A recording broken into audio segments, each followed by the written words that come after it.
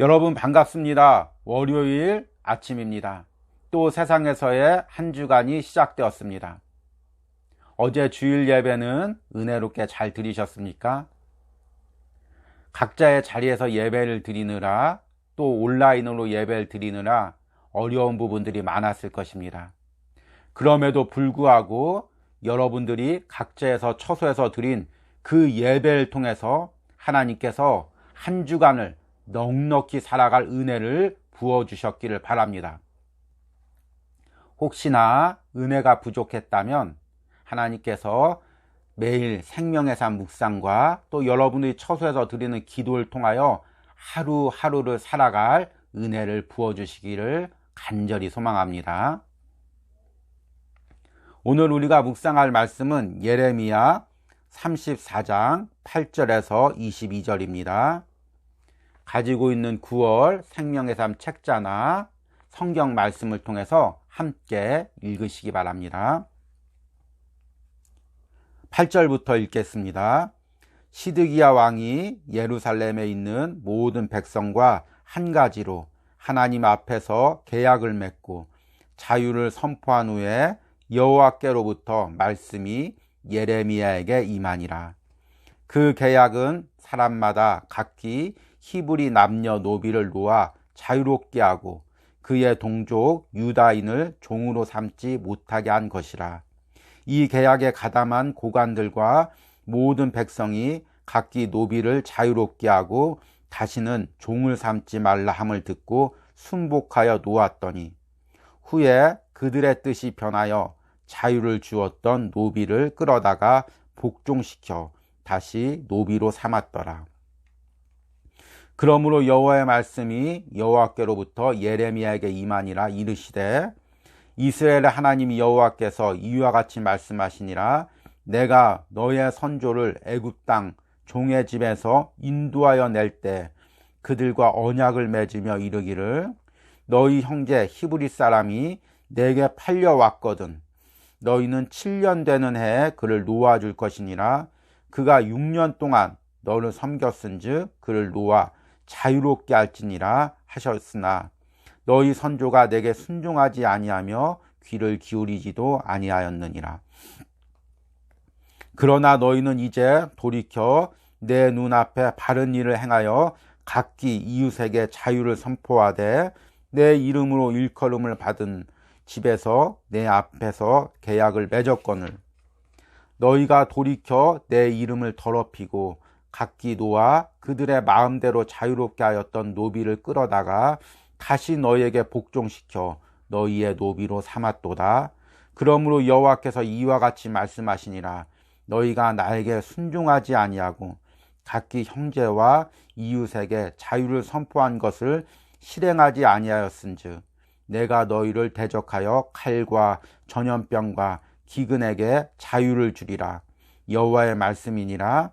내가 너희를 세계 여러 나라 가운데 흩어지게 할 것이며 송아지를 둘로 쪼개고 그 두 조각 사이로 지나매 내 앞에 언약을 맺었으나 그 말을 실행하지 아니하여 내 계약을 어긴 그들을 곧 송아지 두 조각 사이로 지난 유대 고관들과 예루살렘 고관들과 내시들과 제사장들과 이 땅 모든 백성을 내가 그들의 원수의 손과 그들의 생명을 찾는 자의 손에 넘기리니 그들의 시체가 공중의 새와 땅의 짐승의 먹이가 될 것이며 또 내가 유다의 시드기야 왕과 그의 고관들을 그의 원수의 손과 그의 생명을 찾는 자의 손과 너희에게서 떠나간 바벨론 왕의 군대의 손에 넘기리라. 여호와의 말씀이니라. 보라, 내가 그들에게 명령하여 이 성읍에 다시 오게 하리니 그들이 이 성을 쳐서 빼앗아 불사를 것이라. 내가 유다의 성읍들을 주민이 없어 처참한 황무지가 되게 하리라. 아멘. 오늘 읽은 말씀은 예레미야 34장 후반부의 말씀입니다. 예레미야 34장은 주로 시드기야 왕에 대한 예언을 다루고 있습니다. 시드기야 왕은 유다의 마지막 왕이었습니다. 그는 어려운 시기에 유다의 왕이 되었지만 하나님께 의지하기보다는 애굽이라는 나라를 의지하고 하나님의 방법대로 살기보다는 인간의 방법으로 바벨론에 대항하다가 결국에 유다 나라를 멸망시키게 됩니다. 오늘 말씀에서는 시드기야가 하나님께 잘못한 부분, 하나님과의 언약을 깨뜨린 부분들을 언급하고 있습니다. 시드기야가 깨뜨린 첫 번째 언약은 히브리 노예와 맺은 언약입니다. 오늘 말씀 8절과 9절 말씀 보니까 예루살렘이 바벨론에 포위되어 있을 때 시드기야와 고관들은 그들이 가지고 있었던 히브리 노예들과 계약을 맺습니다. 언약을 맺습니다. 9절 말씀 보니까 그 계약은 사람마다 각기 남녀노비를 놓아 자유롭게 하고 그의 동족 유다인을 종으로 삼지 못하게 한 것이라. 그리고 10절 말씀 보니까 이 계약에 가담한 고관들과 모든 백성이 각기 노비를 자유롭게 하고 다시는 종을 삼지 말라 함을 듣고 순복하여 놓았더니 11절에 후에 그들의 뜻이 변하여 자유를 주었던 노비를 끌어다가 복종시켜 다시 노비로 삼았더라. 당시 예루살렘이 멸망 직전에 있었기 때문에 시드기야와 고관들은 급한 마음에 자신들이 부리고 있던 동족 노예들을 자유롭게 해주었습니다. 함께 바벨론과 대항하자는 그런 의미였습니다. 그런데 그 당시에 애굽에서 지원군이 왔습니다. 잠시 지원군이 왔습니다. 그러자 바벨론이 포위를 풀고 뒤로 물러가는 일이 있었습니다. 그러자 금세 마음을 바꿔서 그 자유롭게 했던 히브리 노예들을 다시금 노예로 삼았던 것입니다. 이것이 하나님 보기에 너무나 악하고, 특별히 이제 뒤에서 다루겠지만 하나님의 이름을 빙자하여 언약을 맺고 계약을 맺고 그것을 너무 쉽게 파기하는 그것이 하나님을 만홀히 여기는 그런 범죄였다는 것입니다. 시드기야가 깨뜨린 두 번째 언약은 하나님과 조상들이 맺은 언약입니다. 13절 말씀 보니까 이스라엘의 하나님 여호와께서 이와 같이 말씀하시니라. 내가 너희 선조를 애굽 땅 종의 집에서 인도하여 낼 때 그들과 언약을 맺으며 이르기를 너희 형제 히브리 사람이 내게 팔려왔거든 너희는 7년 되는 해에 그를 놓아줄 것이니라. 그가 6년 동안 너를 섬겼은즉 그를 놓아 자유롭게 할지니라 하였으나 너희 선조가 내게 순종하지 아니하며 귀를 기울이지도 아니하였느니라. 하나님께서는 출애굽 당시 유다 백성들의 선조들과 언약을 맺었습니다. 너희들은 다 애굽의 노예였으니 이제 너희가 가나안 땅에 정착하면 동족들을 노예로 부리지 말고 혹시나 동족이 팔렸더라도 6년 동안 섬겼으면 7년째 자유롭게 하라고 하나님께서 말씀하셨습니다. 그런데 그들이 눈앞에 이익이 어두워 하나님의 언약을 잊어버리고 세상의 방식대로, 세상의 경제 방식대로 그렇게 자신의 동족들을 노예로 삼았던 것입니다. 시드기야가 어긴 마지막 언약은 하나님과의 맺은 근본적인 언약이었습니다. 18절 말씀 보니까 송아지를 둘로 쪼개고 그 두 조각 사이로 지나매 내 앞에 언약을 맺었으나 그 말을 실행하지 아니하여 내 계약을 어긴 그들을 곧 송아지 두 조각 사이로 지난 유대 고관들과 예루살렘 고관들과 내시들과 제사장들과 이 땅 모든 백성을 20절 말씀 보니까 내가 그들의 원수의 손과 그들의 생명을 찾는 자의 손에 넘기리니 그들의 시체가 공중의 새와 땅의 짐승의 먹이가 될 것이며 또 내가 유다의 시드기야 왕과 그의 고관들을 그의 원수의 손과 그의 생명을 찾는 자의 손과 너희에게서 떠나간 바벨론의 왕의 군대의 손에 넘기리라. 아멘. 고대 팔레스타인에서 계약을 맺을 때는 짐승을 둘로 쪼개고 계약 당사자들이 그 짐승의 쪼갠 사이로 지나갔습니다. 이렇게 계약을 맺는 것은 이 계약을 어길 시에 짐승처럼 계약을 어긴 사람이 저주를 받을 것을 상징하는 것입니다. 그런데 이것은 단지 사람과 사람과의 계약뿐만이 아니라 하나님과 인간 사이의 계약에도 해당되었습니다. 창세기 15장에 보면 아브라함과 하나님이 계약을 맺을 때 하나님께서 친히 횃불 가운데 임재하셔서 짐승의 쪼개진 사이를 지나가십니다. 하나님의 언약에 따랐을 때 하나님이 주신 축복이 있지만 어겼을 때 저주가 임할 것을 상징하는 것입니다. 그러기에 아브라함은 두렵고 떨리는 마음으로 하나님을 공경했습니다. 그런데 이렇게 하나님 앞에서 언약을 맺고도 시드기야와 고관들은 이것을 아주 우습게 어겼던 것입니다. 단지 히브리 노예들과의 언약을 어긴 것이 아니라 하나님과의 언약을 어긴 것이 되는 것입니다.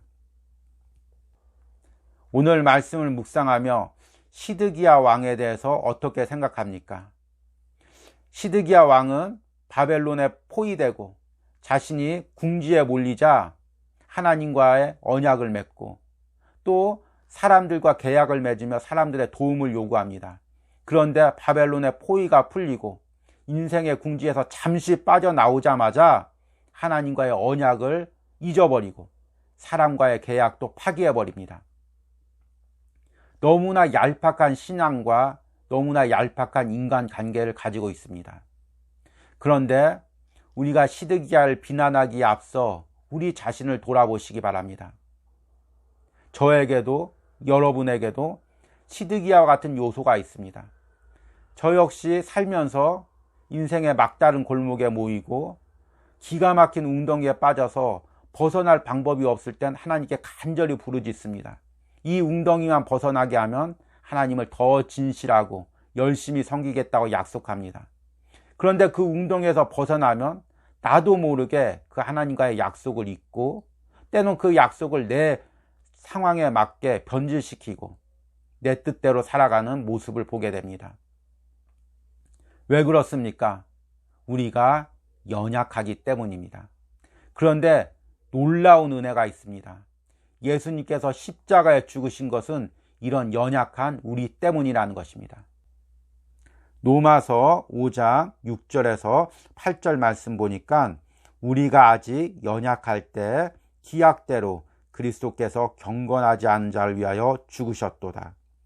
의인을 위하여 죽는 자가 쉽지 않고 선인을 위하여 용감히 죽는 자가 혹 있거니와 우리가 아직 죄인 되었을 때 그리스도께서 우리를 위하여 죽으심으로 하나님께서 우리에 대한 자기의 사랑을 확증하셨느니라. 연약할 때란 우리가 아직 죄인 되었을 때입니다. 죄인 되었다는 것은 죄의 영향력 아래에 있다는 것입니다. 하나님의 약속을 지키고 싶어도 죄의 영향력에 의해서 세상 쾌락과 세상 성공으로 끌려갈 수밖에 없다는 것입니다. 그런 우리를 위하여 예수님께서 십자가에 죽으심으로 언약의 저주를 대신 감당하셨습니다.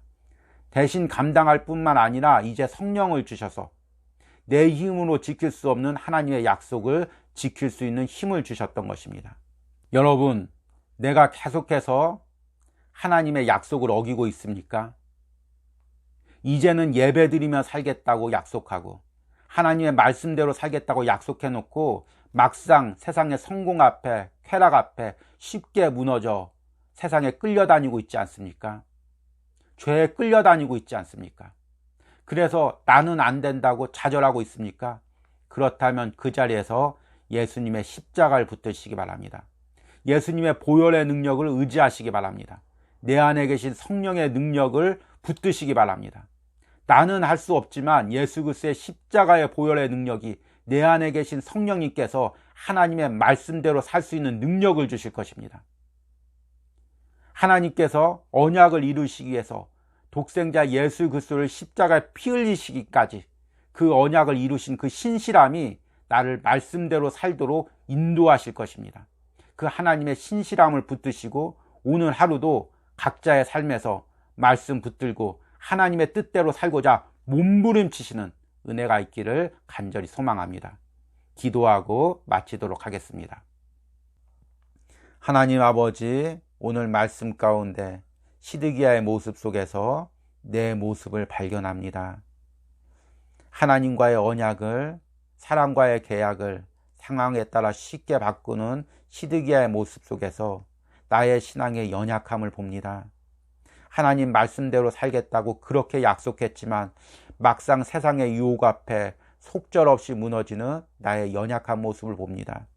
내 힘으로 내 노력으로 말씀대로 살고자 몸부림쳤지만 그때마다 넘어지기를 반복했습니다. 그러나 이제는 내 힘으로 몸부림치는 것이 아니라 무릎 꿇고 예수 그리스도의 십자가의 능력을 구하게 하여 주시옵소서. 내 안에 계신 성령의 도우심을 구하게 하여 주시옵소서. 그리하여 내 힘으로 감당하는 것이 아니라 성령님이 주시는 능력으로 하나님의 말씀대로 살 수 있는 은혜가 있게 하여 주시옵소서.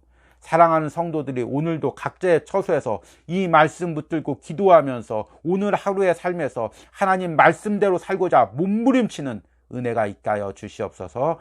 예수님의 이름으로 기도했습니다. 아멘.